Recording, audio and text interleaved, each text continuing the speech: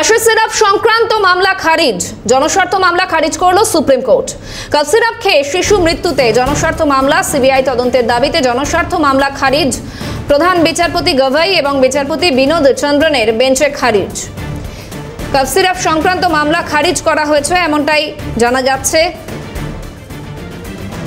জনস্বার্থ মামলা supreme court খারিজ করলো। কাপ সিরাপ খেয়ে শিশু মৃত্যুতে জনস্বার্থ মামলা, কাপ সিরাপ সংক্রান্ত মামলা খারিজ।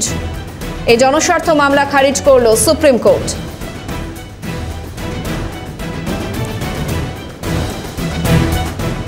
কাপ সিরাপ খেয়ে শিশু মৃত্যুতে জনস্বার্থ মামলা।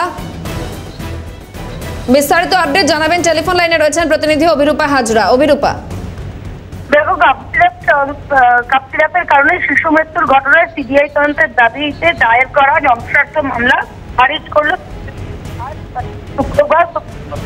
মধ্যপ্রদেশ এবং রাজস্থানে দূষিত কাশির সিরাপের কারণে শিশুদের মৃত্যুর ঘটনায় সিবিআই তদন্তের দাবি করে দায়ের করা হয়েছিল জনস্বার্থ মামলা। বিচারপতি বি.আর.